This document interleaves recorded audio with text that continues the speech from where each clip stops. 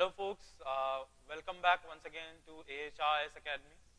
I'm glad and I'm honored to introduce this new initiative of ours wherein we are going to discuss this year's mains question papers including General Studies 1, 2, 3 and 4 and as well as the essay paper. So most of you must have gone through the papers that have just been concluded as regards General Studies and essay is concerned, and all of you must have a range of questions as to how to attempt these questions, what should be the body of your answer, as well as the content and the context that has to drive your answers. So we at the Academy are trying to introduce this new initiative wherein you will get an in-depth understanding of how to write answers. See folks, it's not just about writing answers and it is not just about having content. It is also about how you articulate your answers. It's also about how you represent your ideas on the paper. And therefore, the structure of your answer becomes critical to your marks. Once the structure of your answer is based upon critical evaluation as well as continuity is observed, you might end up getting a couple of marks extra. That has been observed at UPSC, that students who have written general answers but have written with a lot of thought, have aligned their answers well with the question statements, have ended up getting good marks. So the strategy to get good marks is not just about extensive reading, it also involves an element of writing practice, and that element of writing practice has to be guided by continuous efforts. So I can safely assume that we all are starting our UPSC preparation for 2017 with a big bang, and to start that the first logical step would be to conduct a thorough analysis of this year's papers. Also, one more fact I'd like to introduce and add here is that UPSC has a tendency to repeat questions not just in prelims but also in mains, and therefore that's more of a reason for us to conduct our analysis and evaluation of previous year's papers. We'll definitely come up with more evaluations in the future, but as of now, let's proceed on with this year's paper. So we are going to be talking about General Studies 1 paper this year, and if you can see the breakup of questions this year. So moving along, let's look at the breakup of the questions this year. This year, from the culture portion of Indian history, the marks composition was 25. For freedom struggle, it was 37.5. For world history, it was 12.5. So as we can see, more than about 60 marks worth of Indian history and world history combined together has been asked in your papers. Also, society comprised of 62.5 marks, geography comprised about 112.5 marks, and therefore it is quite evident from the paper that my major emphasis has been on world history and geography. If you are thorough with your history and geography, you would have attempted about 200 marks worth questions. So obviously it suffices to say that major focus has to be on history and geography as regards your preparation is concerned. Society as a factor has also to be evaluated, but generally society as a topic in UPSC is covered through newspapers and through a lot of general articles which would be definitely coming out in the future. But history and geography requires a lot of concentrated effort and hard work, and therefore we need to first of all evaluate the kind of questions that were asked. Okay, so if I look at the first question which appeared from the Indian Heritage and Culture section, it says early Buddhist stupa art while depicting folk motifs and narratives successfully expounds Buddhist ideals, elucidate. See, this question is a relatively tough question. Now why I would say that this is a tough question is because UPSC has framed this question in a manner wherein it is not asking you about the stupa architecture. It is not asking you about in what period did the architecture develop. It is not even asking you about the Gandhara school of art or the Mathura school of art that is generally associated with Buddhist arts and culture. What it is definitely asking is that stupa art and its linkage with the folk motifs and narratives, okay, and how they are correlated with Buddhist ideals. ऐसा question answer करने के लिए सबसे पहली बात तो आपको Buddhist ideals क्या थे वो जानना बहुत जरूरी है. So what were these Buddhist ideals and how could you associate that with Buddha stupa art? Okay, So ऐसा क्वेश्चन आंसर करने के लिए बेसिक अंडरस्टैंडिंग क्या होनी चाहिए? बेसिक अंडरस्टैंडिंग ये होनी चाहिए that you should know what are Buddhist ideals. Now Buddha propounded the theory of middle path. What he meant essentially by middle path is he rejected both absolute luxury and asceticism. So that is the central motive, or that is the central pillar of the Buddhist philosophy. Striking a balance in life and equanimity and shunning everything, extreme of everything, every expression and every art is something which is encompassed in the Buddhist philosophy or a Buddhist way of life. Now, if we move on ahead with this question, once your Buddhist ideals are clear, see, Buddhist ideals also talk about rebirth, they also talk about compassion, and they also talk about having respect for nature. So these are also some of the key elements which are a part of Buddhist ideals. Now, we come to the next part of the question, which generally begins like early Buddhist stupa art. So basically they are talking about early Buddhist stupa art means what? They are talking about rock cut caves at Ajanta and Ellora, and during the Gupta period as well as the Amravati school of arts, which was patronized by the Satvahana dynasty. So these are some things which are which encapsulate the early Buddhist stupa art. Now you have to also substantiate that it depicted folk motives and narratives successfully. Now what are these folk motives and narratives? Folk motives and narratives which generally include the scenes of hunting, the scenes of praying, the scenes of meditation, and the scenes of monks resting in their viharas. Such scenes have been depicted in the Ajanta and Ellora caves. Okay, so you have to correlate that with the stupa art, because the early Buddhist stupa art can be attributed to the development of Ajanta and Ellora caves which were rock cut caves, as well as the stupa at Amravati and also the Mahabodhi temple at Bodh Gaya. Okay, so these stupas or these architectural motives, they gradually incorporated the chaityas and the grihas. Chaityas and the viharas and the grihas are the resting and the worshipping places of the monks. Now stupa hota kya hai? सबसे पहली बात, so a stupa is basically the cremated relics of Buddha were divided into several portions, okay, and placed in the relic caskets that were placed within the large hemispherical mounds known as the stupas. Okay, so basically stupas का function क्या था? To store the relics of Buddha. That is how the concept of a stupa originated. Okay, and the stupa became the central monument of Buddhist monastic complexes. Okay, so the themes here which were adopted were the historic life of Buddha as well as the previous lives of Buddha. हमने देखा है कि Buddhism believed in the concept of afterlife. Okay, so obviously the theme which says that the previous lives of Buddha were there, that means there is a direct correlation between the architecture and the stupa art with the Buddhist ideals. You can also talk about the Gandhara artists and the Kushanas which patronized these stupa arts. You can also talk about the moral ideas which became the purpose of Buddhism. What was the purpose of Buddhism? To spread moral ideas in the society. And how do you spread such moral ideas in the society? By depicting the tales of morals. And these tales were known popularly as the Jataka tales. Okay, so Jataka tales actually form an integral part of the popular Buddhist culture and arts. Okay, so favorite symbols of Buddhism were also carved, like the lotus, elephant, bull, lion, and the horse.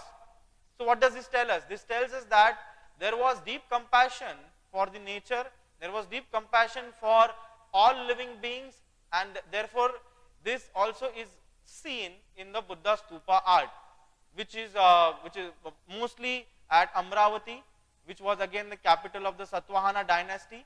So this is one of the examples that you can incorporate. अब ऐसे questions में होता क्या है कि इतना ज़्यादा, this is a question which is going to not only test your memory but also going to test how well can you evaluate and analyze certain questions. Why I'm saying this? I'm saying this is because the body of knowledge that you have has to be well aligned with your thought process. आपको stupa arts and architecture के बारे में सब कुछ पता हो सकता है, but how to correlate that with narratives of the Buddhist ideals and how to correlate that with the ideals of a Buddhist way of life. जरूरी नहीं है कि ये कहीं आपने पढ़ा होना चाहिए. This can also be a function of your power of derivation, guys. Okay, you need to derive certain inputs within your answers only, and that can only happen when you have a good content and when there is contextual understanding. So I would suggest you, when you read arts and culture, don't just read it from the prelims point of view, read it from the mains point of view, analyze stuff, and you don't have to refer too many books. I would suggest that NCRTs and CCRTs would be enough. It's just about writing more and more answers and developing inputs and committing them to your memory. In arts and culture, committing things to your memory becomes instrumental to your success. Why am I saying this? Is because these things are taken from the ancient and medieval life of the country, and therefore they definitely have names which are given in the vernacular or the regional languages or Sanskrit language. So to remember such things, it takes a little bit of effort. What you can do is you can make some stick notes and put it on your cupboard. So art and culture could become a cakewalk for you. Coming back to our paper this year, I would like to move on to the next question. So the next question talks about the Vijayanagara Empire. Let us look at the question in detail. Krishnadeva Raya, the king of Vijayanagar, was not only an accomplished scholar himself, but was also a great patron of learning and literature. Discuss. Now this is a question which doesn't require a lot of analysis. This is the kind of question which is based upon your content completely. You have to have strong content, you have to refresh your memory, and only then you can attempt a question like this. So I would suggest again some extensive readings of Indian arts and culture. Reread your NCRTs, reread your CCRTs. I guess that would be enough, that would be sufficient to tackle Indian arts and culture. So now in this question, what are you supposed to write? You are basically supposed to incorporate some facts. Now Krishnadeva Raya was a great patron of learning and literature. ये तो question देख के ही समझ में आ जाता है that he was an accomplished scholar. This is something that comes directly from the question. Okay. Now between 1509 to 1529 AD, he was the emperor of Vijayanagar Empire, and he was regarded as a hero by Kannadigas and Telugu people. Now this age of his reign is regarded as the age of prolific literature in many languages. In fact, this is also known as the golden age of Telugu literature. Telugu, Sanskrit, Kannada and Tamil poets enjoyed patronage of the emperor. Okay, you need to know that the Madalasa Charitra in Sanskrit is written by Krishnadeva Raya himself. But is the question about Krishnadeva Raya and his literary accomplishments? No. The question is essentially about how Krishnadeva Raya gave patronage to a lot of literature, how he gave patronage to a lot of scholars. So basically the scholarship of people within his courts was promoted and promised and sponsored by Krishnadeva Raya. And that is what you have to write in your answer. So when you write this answer, if you know his literary accomplishments, it is advisable that in the first 2 to 3 lines you write about that, and then you move on to discuss how he was a great patron of literature and new age learning, and why was his age regarded as the golden age of literature. You can write about how he wrote Amuktanayalada in Telugu. Okay, so these are the kind of terms that you have to commit to your memory. These are not the kind of terms that would come readily to you. So I would suggest again reading, extensive reading, revision and note making to complement your preparation for arts and culture, right? So Mr. Krishnadeva Raya, as this fellow, he had 8 poets who were a part of his court. Okay, he patronized Kannada poets Malanaraya, who wrote Veera Saiva Mitra and Bhava Charitra Ratra. Okay, Tamil poet Haridasa also was patronized by Krishnadeva Raya. Okay, so what we can see is he was a multilinguist. He did not restrict his scholarship only to one language. Learning multiple language in his course was promoted to a great extent, and therefore he is regarded as a ruler who had a keen eye for literary scholarship, and therefore it merits a mention in the annals of ancient Indian history. And no wonder this question was asked. Now it is important to notice here that Krishnadevaraya has featured in our UPSC prelims in the past. If I am not wrong, it must have featured in 2015 or 2016 paper.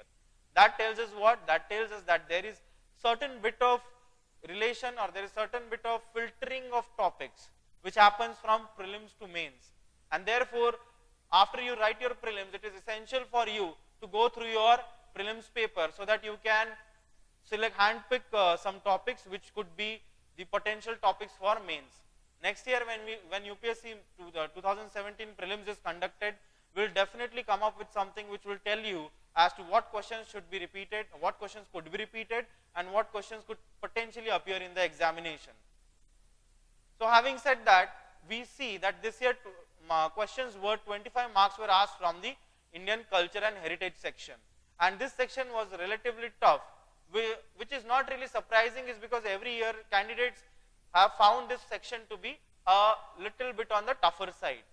The reason being very simple, that our reading or our analysis of Indian culture and heritage is restricted to prelims.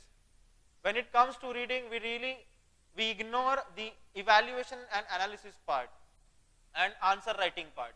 And I would suggest, it is well advised for the candidates to go for more and more readings of culture and heritage. 25 marks is a very big composition. It factors in your selection and your rejection at UPSC. And therefore, instead of pushing yourself too hard on traditional topics, you should also focus on Indian culture and heritage. And who knows, maybe next year you might be asked something worth around 40 marks. So the inclination of UPSC or its fascination with the subject can never be predicted, and therefore it is essential that you are prepared from all the angles.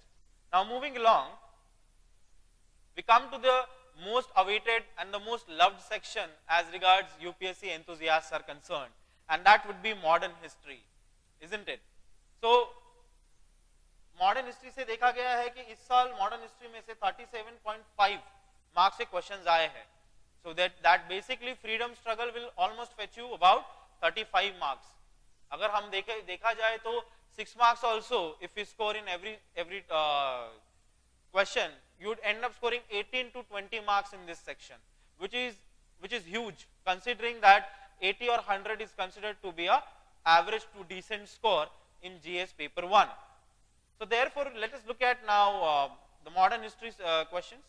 The first question that was asked from this section is, explain how the uprising of 1857 constitutes an important watershed in the evolution of British policies towards colonial India. So stop. Let's look at the answer for question number 3. It talks about the uprising of 1857. Now this question looks fairly regulation from UPSC standards.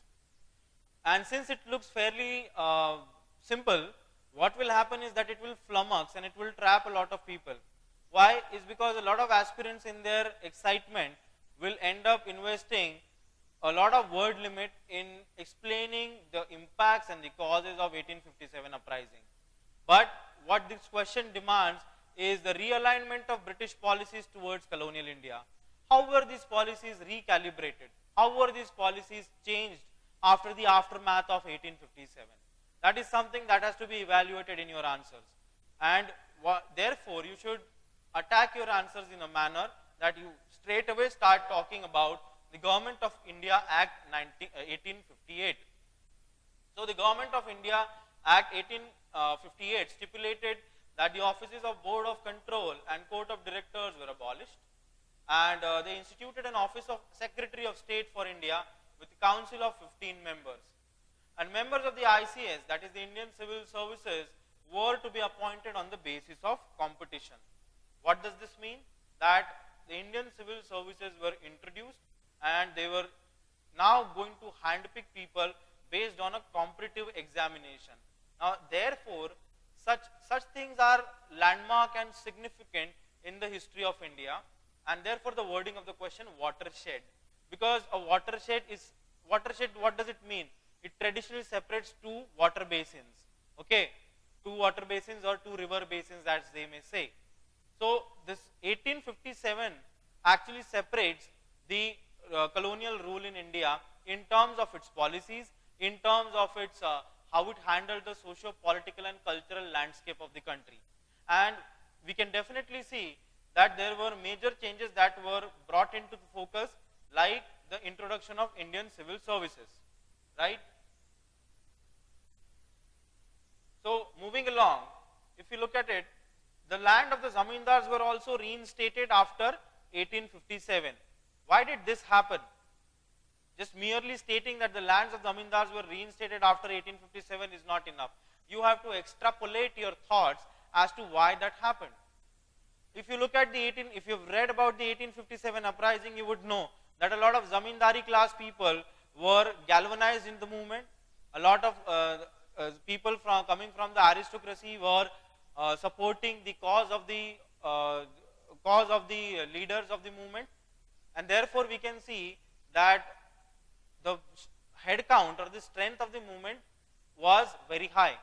Now why did this happen? Is because traditionally speaking, the land rights of the zamindars were snatched away by the Britishers. A lot of zamindars felt dishonored, disrobed, and a lot of them felt that this was a big blow to their prestige and status. When you talk about a big blow to their prestige and status, it becomes a huge issue, because the Indian society has always been an emotionally driven society.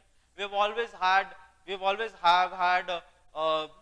status distinctions in our society, and whenever a traditionally well-placed person is dismantled from his pedestal, what happens is he becomes antagonistic. So when the lands of the zamindars were taken away from them, obviously they become antagonistic towards the British administration, and that was primarily the reason they joined the first war on independence, which is 1857. The Britishers quickly realized it. They realized the folly of their policies, and they were intelligent enough, smart enough to realign and recalibrate their policies in terms of the social structure of the country. So the first thing that they did was they actually reinstated the land of zamindars. So this appeasement policy of zamindars actually went a long way in ensuring the support of these zamindars in maintaining the law and order situation within the rural subunits, isn't it? And therefore the zamindari class gained a lot of control over the Indian society, and therefore we can see that a lot of land reforms have yet not been effectuated. Such was the extent, nature, and the intensity of those reforms back then. So the land of zamindars were reinstated is something that you should mention in your answer, and probably invest a couple of sentences on that. That would be more than enough. Moving along, the Britishers also ruled out their policy of annexation. Now what is the policy of annexation? Obviously, when British East India Company came into India, it came as a commercial enterprise. But as it gained foothold over the country, it wanted to assert more and more territory so that it could have a significant rise in its income levels through revenue collection. Where obviously control of territory is paramount to that. And to control territories, to rule and govern territories, you had to either fight wars or forge such policies which would enable the local rulers to side with the East India Company. And such policies were the doctrine of lapse. Such policies were the policies of subsidiary alliance. Such policies were meant to usurp territories and to assert their sovereignty rights over these geographical subunits. Obviously, this meant what? This led to a situation where a lot of princes and a lot of traditional rulers, they rose up in arms against the Britishers. हमने देखा है कैसे तात्या टोपे लड़े थे, हमने देखा है बेगम हजरत महल के बारे में, हमने पढ़ा होगा रानी झांसी के बारे में, Jhansi of Rani Lakshmibai. So who were these people? These were the people who were summarily evacuated or evicted from their own lands, whose own territories were under threat, and who considered this as a great threat to their own empire and their prestige. So obviously they rose up in arms against the Britishers. and the Britishers had to bear the brunt of that. They paid a huge price for that in terms of casualty of lives, in terms of losing manpower in the army, and also in terms of losing their arms and ammunition. Also, a lot of administrative energy was spent on pacifying or vanquishing this particular war on independence. The Britishers did not want to commit this mistake once again, and obviously therefore they decided that the policy of annexation should be ruled out in the near future, and they should only forge civil ties, they should forge ties based on commercial engagement instead of ruling completely over their geographical territories. So this is one of the things that was thought to be changed. Also, a lot of candidates would not write the next point. Why is something that is baffling to me. But recruitment in the army was one of the policies that underwent a diagrammatic shift. What is this policy all about? See, there was universalization of recruitment in the army. The Britishers made no exceptions while recruitment in the army based on caste. But the Indian society was predominantly and primarily based on caste. When you recruit people from a society like this, and when you universalize that recruitment procedure, what will happen is that people from all castes will dine together, will sleep together, will drink water from the same pots. This obviously was unacceptable to the higher caste, especially the Brahmins, but they could not do anything about it because it was a question of their livelihood. That didn't mean that they were not antagonized. That didn't mean that they did not have a deep-seated rage against the Britishers. That didn't mean that they were not agitated. Obviously they were. And in 1857 they found a perfect outlet to let their deep-seated anger out. And therefore we see that most of the army, we see fractures within the army. Some sections of the army rose up, some sections of the army rebelled, and some sections of the army indulged in mutiny, right? Therefore we see that the Britishers completely realized their folly, and in the near future and in the foreseeable future they changed their policy of recruitment in the Indian army. What they henceforth did was recruit particular castes for particular regiments, so that caste distinctions were followed by the Britishers and that there were no handicaps in making the army a cohesive unit. So this is something that you should write in your answers. Only then your answers and then your content would make a lot of sense. Moving along to the next question from the freedom struggle. See, the question number 4 is discuss the role of women in the freedom struggle, especially during the Gandhian phase. Ab isme, the notable thing that has to be seen here is that this is a repeated question. The question has been repeated from 2013 mains. So obviously the question was packaged and worded in a different manner, but it was essentially talking about the role and contribution of women in the freedom struggle of India. This is a fairly straightforward question, guys. I don't think it will require a lot of brainstorming. I don't think it will require a lot of churning of your mental faculties, but it is essential for us to look at some important and critical aspects of as regards participation of women in the freedom struggle is concerned. अब इन्होंने यहाँ पे कहा है कि especially during the Gandhian phase.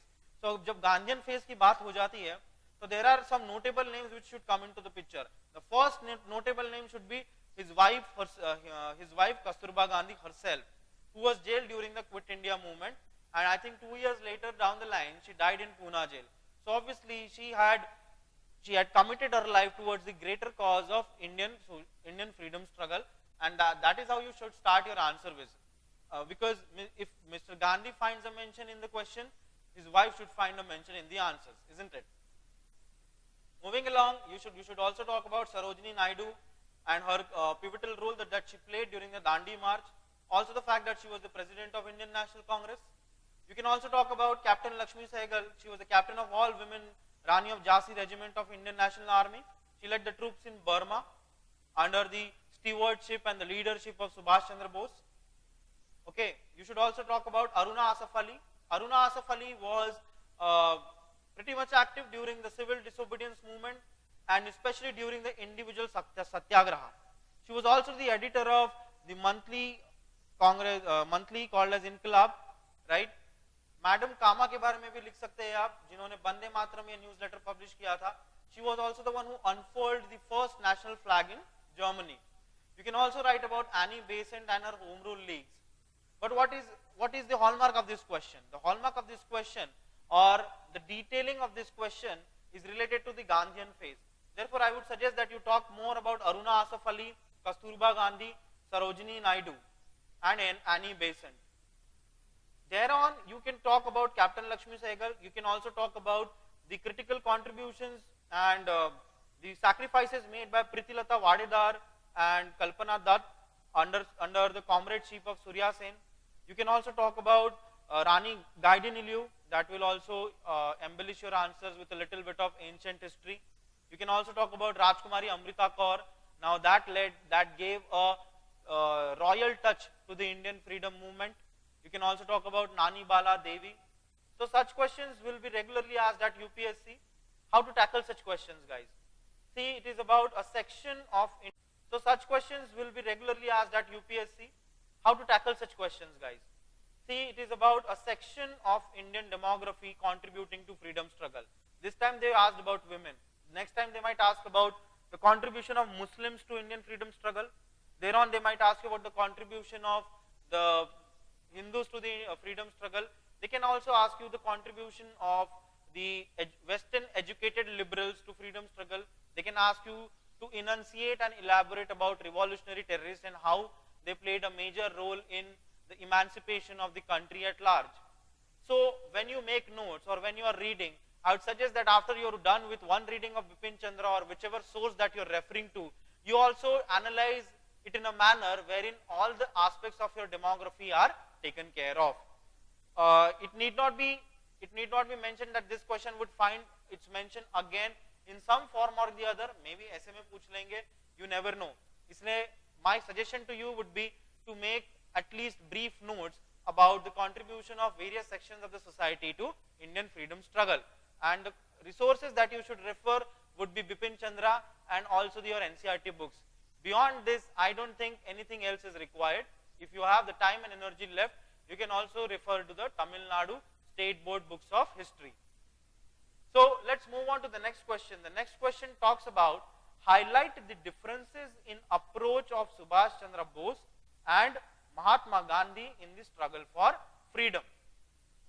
Again, a very straightforward question which is asked straight away, lifted from your textbooks, and therefore doesn't need a lot of analysis. This is the kind of question wherein you read the question and you straight away start writing the answer. So before you start writing the answer, there are certain facts that you should consider. The first thing that you should consider is how to formulate or how to frame this answer. The framing of this answer is essential, is very necessary, so that at least you get maximum marks. So when they are explicitly talking about highlighting the differences, you start by talking about how Subhash Chandra Bose started as a protege in the Indian national movement. What was his role and contribution? What did he do in Bengal province? And then you move on to enunciate the differences in ideology. You talk about how during the war time, during Second World War, Subhash Chandra Bose was ideologically dissimilar with Mahatma Gandhi. You can talk about, because Mahatma Gandhi was in favor of supporting the British effort against the fascist war, and Subhash Chandra Bose was of the view that since the energies of the Britishers were divided now, it was the right time to strike while the iron is hot and make sure that we attain independence for the country within a brief time. So that is wherein major rift occurred. That is where the ideology of Subhash Chandra Bose is divorced from the ideology of Mahatma Gandhi. Although Mahatma Gandhi himself adopted extra constitutional means of agitation, but Subhash Chandra Bose was in favor of a full-scale war, and therefore he was the one who instituted the Indian National Army. Therefore the Indian National Army owes its genesis and its origins to Subhash Chandra Bose. So thus this difference in ideology also gave us the Indian National Army is something. This is how you should conclude your answer. So that shows, that demonstrates that you have thoroughly analyzed Indian history and you have a good grasp over Indian history. Okay, so this is about question number 5. Then moving along, post-independence consolidation and reorganization within the country. It has been explicitly mentioned and specifically mentioned in your syllabus, and therefore obviously some questions will be asked from this section as well. Although to read this question, this section is fairly small. There are only a few topics that you need to refer to, but questions can be framed in a manner that would flummox you. Questions could be framed in a manner that would force you to analyze issues from a deeper level. Now, this question: has the formation of linguistic states strengthened the cause of Indian unity? Okay. Now, again, as we've seen the trend with Indian freedom struggle and its questions, we see that the same trend continues here. What we see is that a straightforward question has been asked and straight away lifted from the books. So your textbooks and your NCRTs are a perfect source of information for a question like this. आप ये question का answer लिखेंगे कैसे? आप हो सकता है कि थोड़ी हिस्टोरिसिटी ऐड कर दे. आप ये लिख सकते हैं कि लिंग्विस्टिक प्रोविंसेस कमीशन बनाया गया था at the outset of independence, which went by the name दार कमीशन, बट दार commission discouraged it in the fear of stocking regionalism और लैंग्वेजिज्म. ऐसा उन्हें लगा कि हो सकता है कि this would create a further rift and could segregate certain sections of Indian society and could isolate them. But then we have the Potti Sriramalu incident where he fasted unto death and he actually died. Now there was gross mismanagement of his fast, and obviously that led to his death. That led to widespread violence and outbreaks of riots in the country. That also forced the administration or the ruler or the government to consider the promotion of regional languages. And therefore formation of states on linguistic basis was now taken up on a pan-India basis.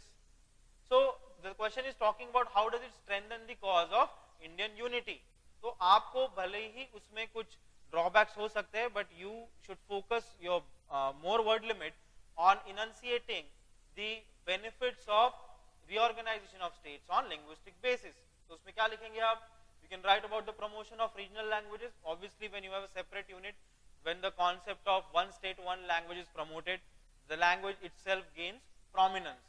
So most of the classical languages, most of the languages of the states came to the forefront, right? That gave also a lot of sponsorship to literary scholarship. Okay.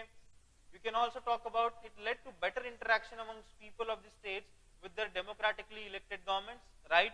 Because now they could converse in their own regional language. So vernacularization had taken place, and because of this, what happens is that vernacular language becomes the medium of instruction, and instruction becomes crisp and clear. So obviously, literacy levels in the country were down. So English speaking population in the country was also less. That meant that, and also Hindi speaking population was only confined to the northern belt of the country, whereas the southern belt of the country was mostly following the Dravidian languages. So Hindi also was not accepted on a pan-India basis, and the acceptance of English on a pan-India basis was just not possible. So at this stage, vernacular languages or the vernacular medium came to the rescue of the government, and therefore we can safely assume that the formation or the reorganization of states on linguistic basis actually led to better interaction amongst people of the states with their democratically elected governments. इससे क्या होगा आगे? Basically, it led to better local administration, because at the grassroots level, policies were implemented in an effective manner, policies were fast-tracked, and therefore that led to the speeding of the Indian development process. Obviously, when you have separate units with separate languages, that leads to the consolidation of federal structure, wherein you have a lot of states, and that the country is a conglomeration of these states, but they are combined by a central leadership. Also, this led to the growth of English as a medium, because inherently there was now seen a felt need for English as a language of instruction. Why? Is because English could now be accepted as a language wherein people would communicate and wherein business would be conducted. Also the fact that English was to be introduced in primary education and also going along with the higher education and professional education. Therefore, we see that the growth of English as a medium is basically a byproduct of reorganization of states on linguistic basis. And today, we could only chart our growth on the back of IT revolution because we were largely an English speaking population. So this IT revolution and India becoming the back office of the world as regards IT services is concerned and call center services are concerned can also be attributed to the reorganization of states. Trust me guys, if you develop a link like this in your answers will become hard hitting and you'll end up fetching a lot of marks. So it's advisable that even if you do the analysis within a couple of lines, it's enough, but please involve an element of analysis even when the question seems to be straightforward.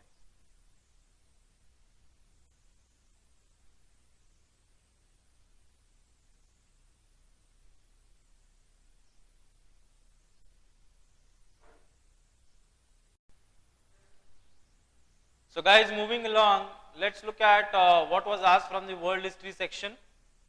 The anti-colonial struggles in West Africa were led by the new elite of Western educated Africans. Now one thing is there that UPSC has a strange fascination for African continent. So since the introduction of world history as part of your syllabus, Africa is making its second appearance in the past 3 to 4 years. Why is this sudden obsession or fascination with Africa?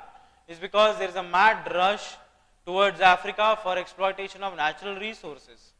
Now obviously in such a scenario, you as an IFS officer or an IAS officer, you are expected to understand the historical perspective associated with the said continent. Although this question appears to be fairly simple, you need to have read about it, you need to have a body ready with you to write the answer for this. This is the material for this is amply given in your NCERTs. Therefore, I don't think it's a struggle to write an answer to this question. Just know that when you write an answer to this question, you incorporate certain specificities. You talk about the influence of French Revolution on the French ruled colonies. Why do you need to talk about that? Is because after French Revolution, obviously the lofty ideals of equality, brotherhood, fraternity had taken precedence, and every French ruled colony was also exposed to these ideals. When they were exposed to these ideals, their thought processes were distilled and they manufactured thoughts in a way that they represented the modern day scenario which was moving towards democratic form of government. And therefore the Western educated intellectuals from Africa obviously catalyzed and triggered the movement, freedom movement. Okay, so you need to, this is the basic concept which is involved here. Now which are the specifics or the extracts that you need to write from your NCERTs? Mention a few names in such questions, always do that, because it is talking about people. When the question talks about people, you are expected also to mention and throw in some information about those people and their contribution. Notable contributions would be from James Johnson, who was a Western educated intellectual. He had a serious cultural impact on the society in Africa back then, and he was a serious proponent in defense of African integrity and personality. The writings of Mr. Faduma, the writings of Atta Ahuma and Casley Hayford were also directed towards the emancipation of African society from the oppression and tyrannical regime of the French. So these are some of the names that you should mention. You should mention the leaders of Pan-Africanism like Kwame Nkrumah, Nkrumah. Pardon my pronunciation, guys. Okay, so such names might appear to be alien to you right now because you may not have started your world history preparation. But once you begin your world history preparation, it is a foregone conclusion that you need to understand, you need to commit these names to your memory. No need to memorize every name and every contribution, but notable contributions and charismatic leaders should be mentioned in your answers. A little bit of revision of your NCERTs would come in handy to write answers to such questions. Okay, so moving along, we move on to the next question, which is associated with globalization. To what extent has globalization influenced the core of cultural diversity in India? Explain. Now, here the question is simply talking about how globalization has impacted the Indian society and has influenced the cultural diversity in India. The cultural diversity in India has been impacted by globalization in both ways, positive and negative. Now, you are expected to strike a balance between positives and negatives as regards elaborating this answer. First of all, talk about globalization being a unifying force, because obviously globalization has brought the world economies together, and as a corollary or as an extension of that has brought the societies and various cultures of the world together. That has also had an impact on Indian society as well.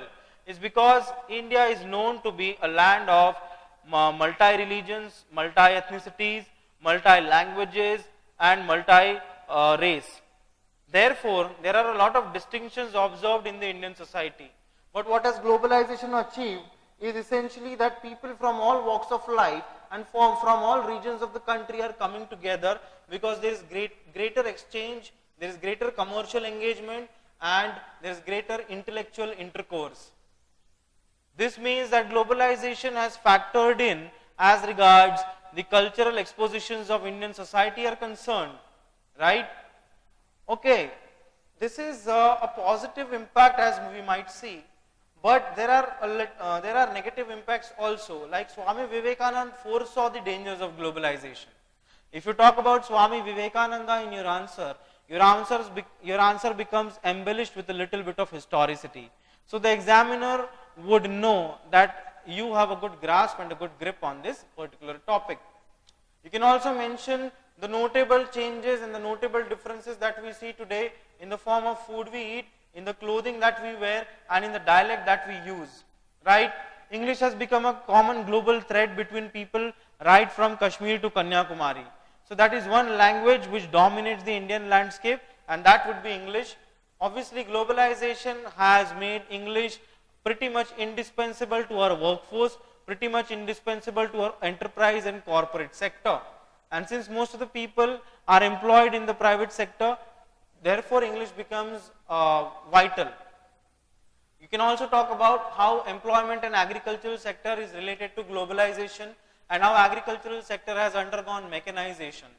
Okay, but the question is mostly about cultural diversity, and therefore when it comes to the diversity in the cultural aspects of the country, talk about family structure, talk about marriage values, talk about how marriage has been corroded as a concept, talk about the adulterous relations that people have. You can also, additionally speaking, mention the occupational hazards associated with globalization. You can mention that marriage as a concept or marriage as an institution is being increasingly questioned by young couples. Our shift from the joint family structure to nuclear family can be owed largely to the process of urbanization. Now, urbanization is a child of globalization. Therefore, family structure should also be included in your answer. So, when you talk about cultural diversity, talk about the positives and talk about the negatives as well. That would give your answer a balanced approach, that would give your answer a balanced feel, and definitely will help you fetch more marks. Now, moving along, let's look at the next question. Okay, so the next question is pretty generic, as I might say. An essential condition to eradicate poverty is to liberate the poor from the process of deprivation. Now, what are the functional words here? I guess deprivation would be one of the functional words here, right? And eradication of poverty would be another operative word here.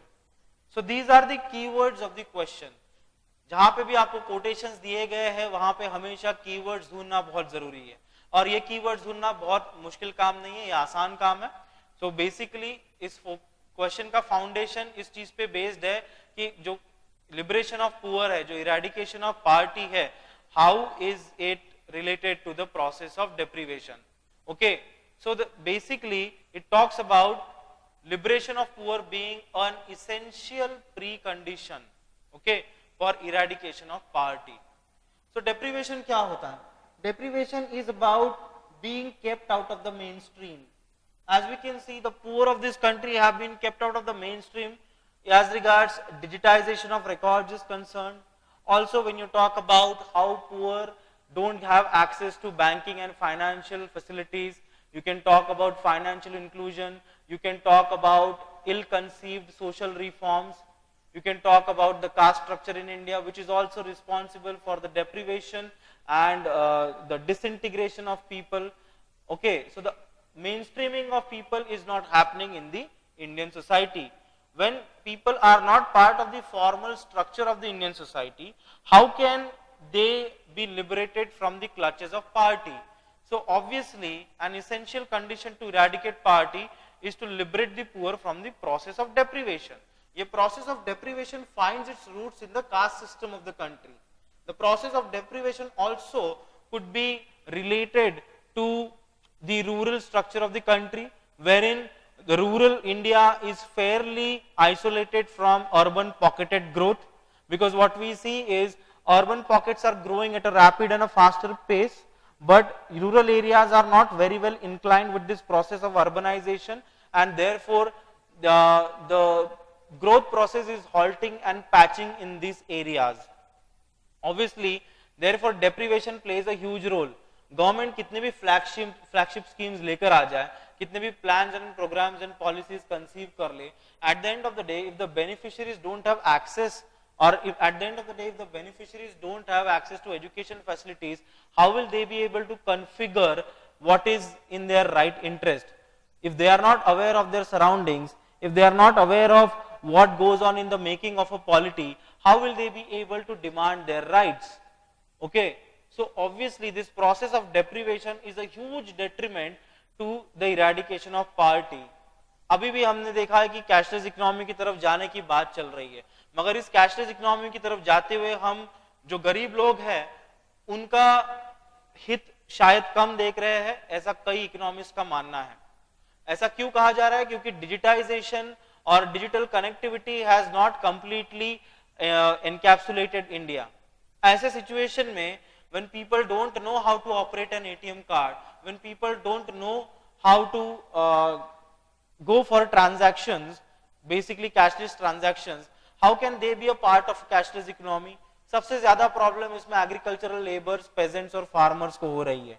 So why? Is because they are deprived, is because they probably don't have smartphones, is because digital connectivity is very low in rural areas. When obviously there is no digital connectivity, cashless, moving towards a cashless economy becomes a utopian concept, too much of an egalitarian concept, right?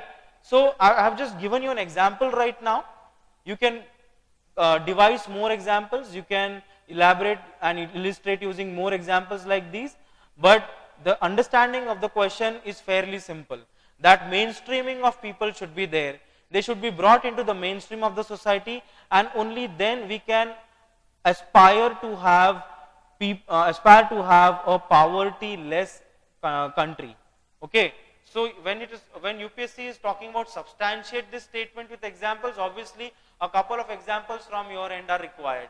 So talk about how national optics fiber network has not completely been implemented on a pan India level.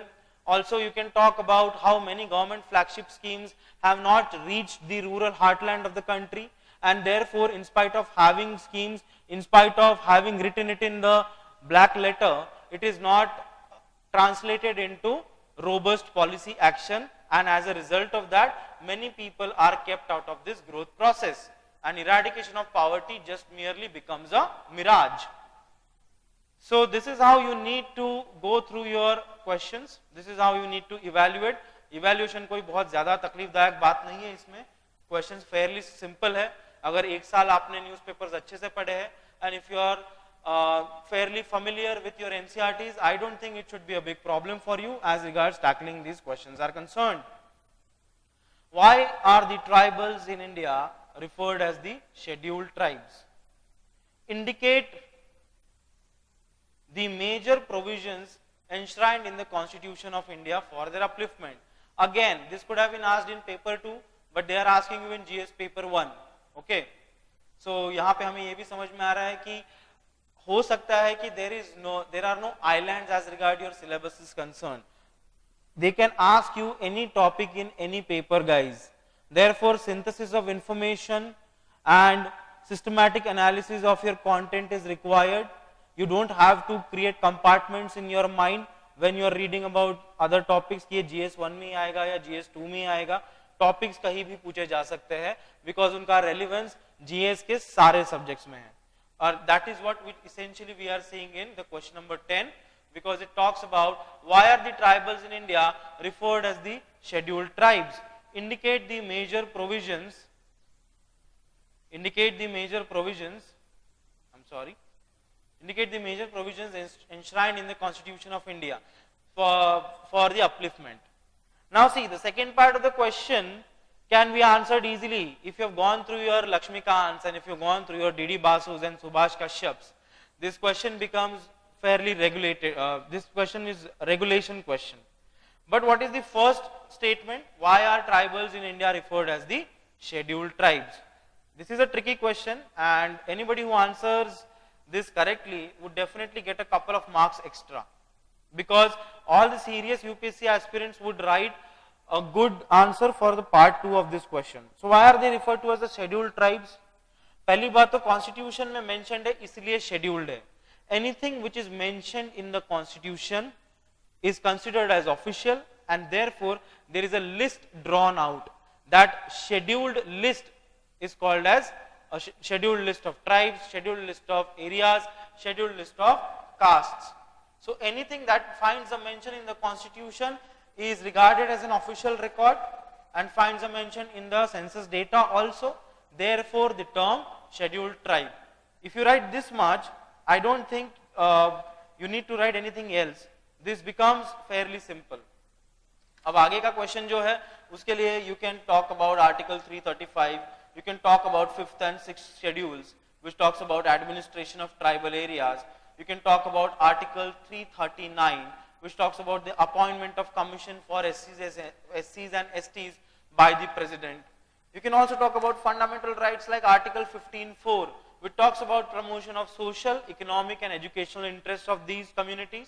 You can additionally mention article 19.5 which specifically talks about safeguard of tribal communities and their interests.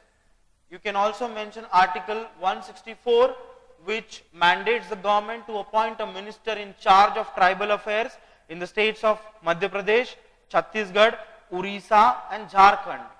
Talk about article 29 which talks about promoting and safeguarding the cultural and educational rights of minorities as well as tribes and various castes. So a good reading of Lakshmikant or a good reading of even D.D. Basu will help you relate better with this question. Okay.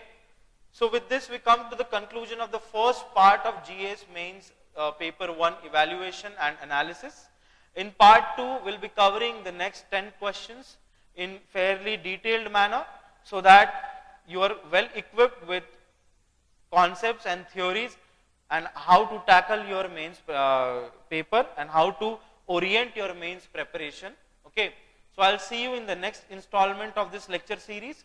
See you soon guys. Hope this was beneficial for your understanding. I would recommend that you start writing answers to these questions so that you get a fair idea of the kind of time limit that is required for you. Thank you. See you soon.